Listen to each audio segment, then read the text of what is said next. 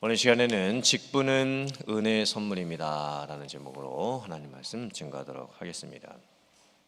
에베소서는 교회론에 대한 말씀입니다. 교회가 무엇인가에 대한 말씀을 다루고 있습니다. 교회는 건물이 아니고 예수님을 믿는 성도들의 모임입니다. 교회의 조직은 어떻게 구성이 되냐면 교회의 머리는 예수 그리스도가 되시고 모든 성도는 교회의 몸이 됩니다. 우리의 몸에도 여러 가지 지체가 있듯이 눈과 코와 귀가 있고 또 팔과 다리가 있듯이 각 성도는 교회의 몸을 이루는 각 지체가 됩니다. 서로 유기적으로 연결이 되어 있지요. 그래서 한 성도가 아프면 온 몸이 같이 아픔을 느끼게 되는 것이고 또 한 성도가 기뻐하면 온 몸이 같이 기뻐하게 되는 것입니다. 그래서 성도는 일치되어야 하고 또 교회는 한 몸으로 하나가 될 수 있어야 합니다. 오늘 본문의 말씀은 교회 안에 있는 직분에 대한 말씀입니다. 오늘날 천주교는 직분을 어떻게 구분하냐면 성직자와 평신도로 구분을 합니다. 그리고 성직자 안에는 교황, 추기경, 대주교, 주교, 사제, 부제 등으로 구분을 합니다. 사실 천주교회는 평신도들에게는 직분이 없는 것이 사실입니다. 모든 직분은 성직자들만 갖습니다. 천주교회는 평신도의 역할이 너무나 약합니다. 천주교가 가지고 있는 직분의 개념은 상당히 수직적입니다. 계급적이죠. 성직자 중에서도 교황의 권위와 역할은 너무나 절대적입니다. 심지어 중세시대에는 교황이 왕의 위에 있을 때도 있었습니다.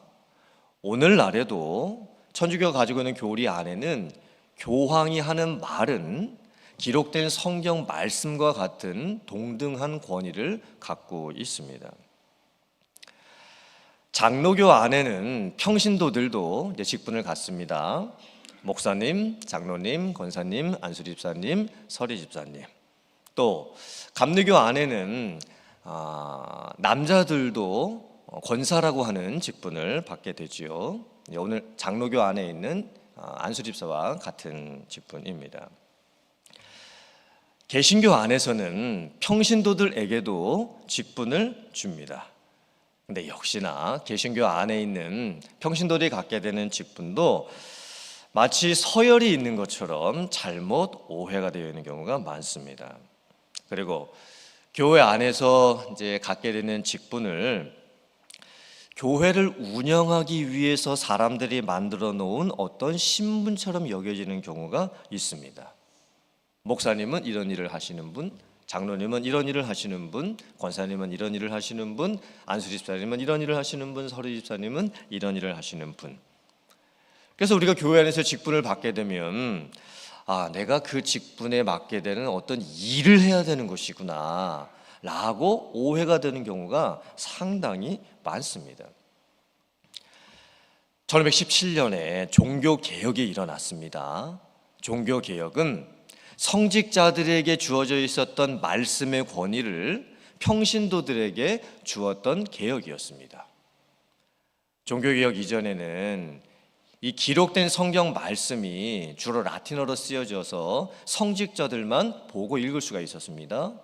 심지어 교회 안에 와서 미사, 예배를 드릴 때에도 라틴어로 된 성경 말씀을 성직자들이 읽었고 평신도들은 다 다른 자국어를 쓰고 있었기 때문에 성직자들이 읽어주는 성경 말씀이 무슨 의미인지도 이해를 할 수가 없었습니다.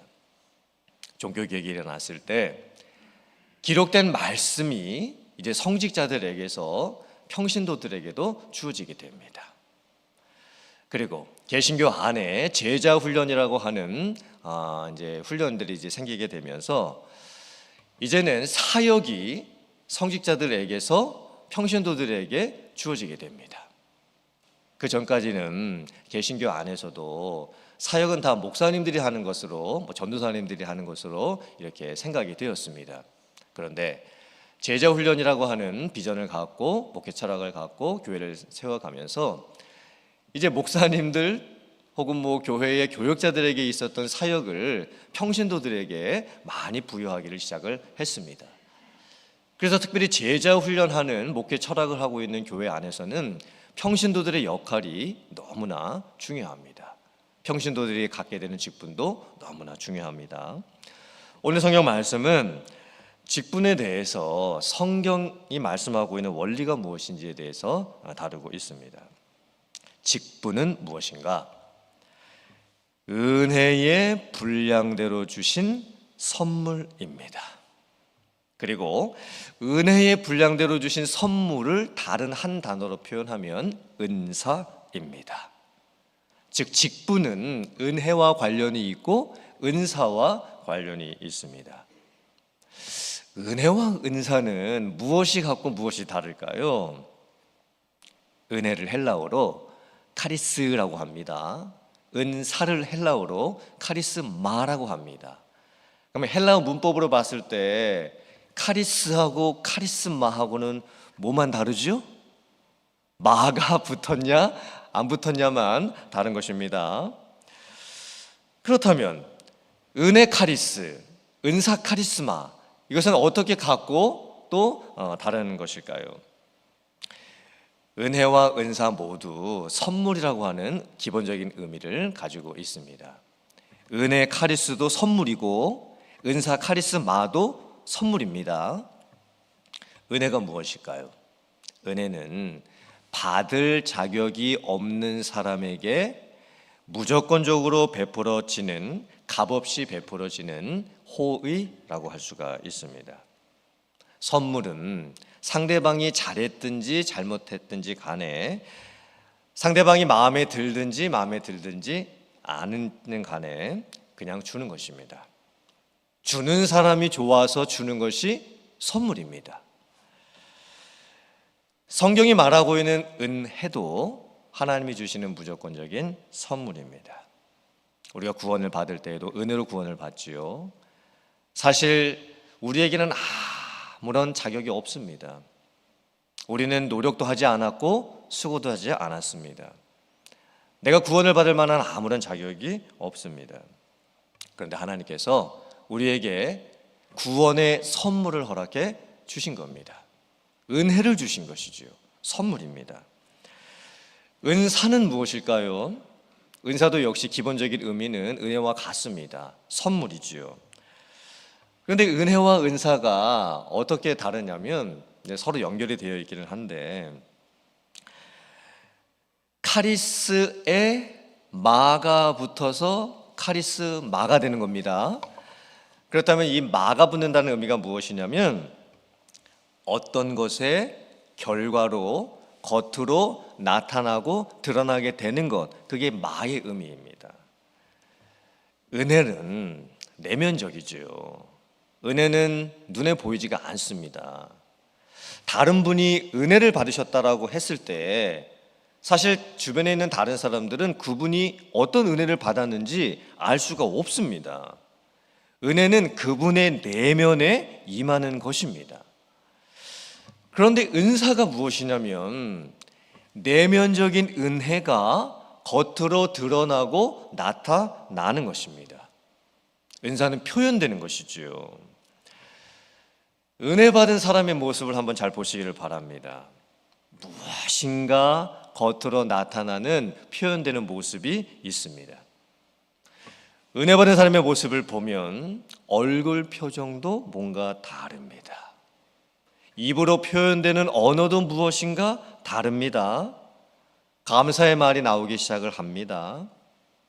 은혜 받은 자의 삶의 모습과 교회 안에서의 그 행동의 모습도 다릅니다.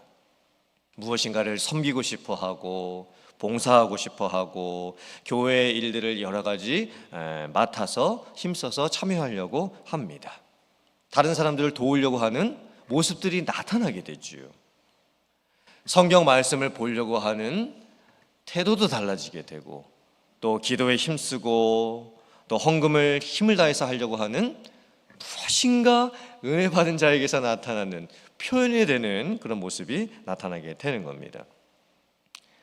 은혜 받은 자가 그 모습이 은사로 드러나게 될 때 주변 사람들이 다 느끼게 되죠. 그리고 주변 사람들에게 유익이 생겨지게 됩니다. 그래서 고린도 전서와 로마서에 보면 그 은사 앞에 성령의 은사라고 표현을 해 놓았습니다. 성령께서 하시는 역할이 무엇이냐면 하나님께서 은혜를 주시죠. 그럼 은혜가 내 안에 있습니다. 성령께서 하시는 일이 무엇이냐면 내 안에 내면적으로 있는 그 은혜가 겉으로 드러나게 해주시는 거예요. 그것이 성령의 은사입니다. 그래서 영어로는 그 은사를 The gift of the Holy Spirit이라고 이렇게 표현을 해놨지요. 성령의 선물이다. 성령의 은사는 어떤 것들이 있을까요? 고린도전서 12장에 보면 어떤 사람에게는 지혜의 말씀을, 어떤 사람에게는 지식의 말씀을, 어떤 사람에게는 믿음을, 어떤 사람에게는 병 고침을, 어떤 사람에게는 능력 행함을, 어떤 사람에게는 예언을, 어떤 사람에게는 예언 분별함을, 또 어떤 사람에게는 방언을. 또 로마서에 보면 어떤 사람에게는 섬기는 것, 어떤 사람에게는 가르치는 것, 어떤 사람에게는 권면하는 것, 어떤 사람에게는 구제하는 것, 어떤 사람에게는 다스리는 것, 어떤 사람에게는 긍휼을 베푸는 것. 또 성경이 명시하고 있지 않지만 은혜 받은 자에게서 겉으로 표현되는 모든 것이 은사입니다. 직분의 원리가 무엇이냐면 은혜 받은 자에게 은사가 나타나게 될 때 그 사람에게 공식적으로 직분을 맡기는 겁니다. 은혜 받은 사람에게, 은사가 나타나는 사람에게 이제 교회가 공식적으로 직분을 주고 그 일을 더 잘 감당할 수 있도록 직분을 맡겨주는 것이지요. 그러므로 순서가 참 중요합니다. 성경이 말씀하고 있는 직분의 원리는요, 은혜 받은 자에게 주는 겁니다. 그리고 그 은혜가 겉으로 나타나서 표현이 되고 있는 은사가 나타나는 분에게 주는 겁니다. 그분에게는 사실 직분이 없어도 은혜 받은 자가 은사가 나타남으로 인해서 여러 가지 교회에서의 사역들을 잘 감당하게 될 겁니다. 근데 그분이 더 그것을 잘 감당하시라고 교회에서 공식적으로 직분을 주어서 섬기게 해 드리는 겁니다. 그러므로 성경에 말씀하고 있는 직분의 원리와 교회에서 실질적으로 이제 직분을 주게 되는 모습이 많이 좀 다르죠. 성경에는 은혜 받은 자가 은사가 나타날 때 그분에게 직분을 주어서 더 잘 섬기게 하는 겁니다. 근데 오늘날의 직분을 주는 모습을 보면 안 하겠다고 하는 그런 분들에게 하라고 권면해서 직분을 주게 되는 경우도 있고, 또 좀 부족하고 좀 연약해 보이지만 어떤 직분을 이미 그냥 맡겨서 직분을 맡겨주면 더 열심히 하게 될 수도 있으니까 그래서 직분을 주는 경우도 많습니다. 그리고 어떤 사람에게 은혜가 나타나고 은사가 나타나서 그분이 잘하는 것이 직분이 될 수 있도록 해주는 게 성경의 원리인데, 오늘날의 직분을 줄 때는 어떤 직분을 이미 맡겨놓고 당신은 그 직분에 맞는 일을 해야 합니다라고 이렇게 권면하고 푸시하는 경우가 많이 있게 되는 겁니다. 그러므로 오늘날 직분을 맡게 되면서 참 내가 원하지 않는 직분을 맡게 되는 그런 경우도 생기게 되고, 또 직분을 맡고 일을 감당하게 되면서 정말 직분이 아니라 일을 하는 것처럼 느껴지면서 또 힘들어지는 경우도 보게 됩니다. 오늘 성경 말씀에는 여러 가지 직분 중에서도 특별히 사도, 선지자, 복음 전하는 자, 목사와 교사, 이 직분에 대해서 말씀을 하고 있죠. 이 직분들은 그 특성이 다 비슷한 직분을 언급해 놓았습니다. 말씀을 가르치고 또 말씀을 전하는 직분들이죠. 이 직분을 가지고 있는 분들은 은혜를 받고 은사가 어떻게 나타나냐면 말씀을 전합니다. 말씀을 가르칩니다. 그러면 그 주변에 있는 사람들이 어떤 유익을 받게 될까요? 성도가 온전해집니다. 성도가 봉사의 일을 하게 됩니다. 그래서 교회 전체가 예수님의 몸으로 세워지게 되는 거예요. 교회 안에 이 은혜 받고 은사가 나타날 때 어떤 말씀을 전하고 말씀을 가르치고 말씀으로 훈련을 시키는 그런 은혜, 은사, 직분을 맡은 분들이 세워지게 되면 다른 사람들에게 영향력이 끼쳐지게 됩니다. 말씀을 전해주는 분, 말씀을 가르쳐주는 분, 말씀으로 훈련시켜주는 분들을 통해 가지고 성도님들이 온전하게 세워지게 되는 거예요. 말씀으로 세워지게 되는 그런 영향력이 나타나게 되지요. 그리고 말씀으로 세워진 분들이 무엇을 하게 됩니까? 봉사의 일을 하게 되는 겁니다. 억지로 하는 일이 아니지요. 은혜가 충만해서 은사가 나타남을 통해 가지고 이 봉사의 일을 하게 되는 겁니다. 그러면 교회 전체가 예수님의 몸으로 세워지게 되는 겁니다. 이 모습이 얼마나 귀한 모습입니까? 은혜가 충만한 사람들이 먼저 생기게 되고 은혜가 충만한 사람들로부터 은사가 겉으로 나타나는 모습이 있게 되고 또 각 사람에게 주어지는 은사가 다 다르기 때문에 성도 한 사람 한 사람에게 은사가 나타나기 시작을 하면 교회 전체가 유익을 받게 되는 겁니다. 만약에 오늘날 교회들이 에베소서가 말씀하고 있는 성경적 원리에 의해서 직분을 주고 또 직분자를 세우게 된다면 얼마나 교회에 큰 유익이 있겠습니까? 사랑하는 성도님들, 오늘 이 말씀을 저희들이 보면서 저희들도 직분자들이지요. 하나님으로부터 직분을 받았습니다. 여러분들께서 은혜가 충만한 직분자들이 되시기를 주님의 이름으로 축원합니다. 여러분들께서 은혜가 충만해서 그 은사가 겉으로 표현되고 나타나는 직분자들이 되실 수 있기를 주님의 이름으로 축원합니다. 여러분들이 좋은 직분자들이 되시고 정말 말씀 안에서 세워지는 직분자들이 되셔서 교회를 귀하게 세워갈 수 있는 그런 역할을 감당해 갈 수 있는 분들 되실 수 있기를 주님의 이름으로 축원합니다. 은혜는 하나님께서 무조건적으로 주시는 것이고 직분도 은혜의 선물로 받는 것입니다. 직분은 명함도 아니고 타이틀도 아닙니다. 직분은 수직적인 계급도 아닙니다. 직분을 잘 감당하면 다른 사람이 유익을 받게 됩니다. 그리고 평신도의 의미는 평범한 신도가 아니고 하나님 앞에서 모든 직분이 공평하다라고 하는 의미에서의 평신도입니다. 그리고 평신도가 깨어나고 평신도가 세워지게 되면 교회는 세워지게 되게 될 줄 믿습니다. 여러분들께서 하나님 앞에서는 목사님이나 장로님이나 권사님이나 안수집사님이나 모든 분들이 다 평신도입니다. 하나님 앞에서는 다 평신도지요. 그러나 평신도의 의미 안에는 평범한 신도가 아니라 하나님께서 주시는 은혜 안에서 또 은사가 나타나고 직분자로 세워지게 되면 그 평신도 분들을 통해서 교회가 세워지게 되는 겁니다. 우리가 진짜 평신도의 의미를 깨달아야 하겠죠. 그래서 여러분들께서 평신도로서 하나님 앞에서 평신도로서 또 하나님께서 내게 주신 직분자로서 교회를 귀하게 섬겨가고 세워갈 수 있는 분들 다 되실 수 있기를 주님의 이름으로 축원합니다.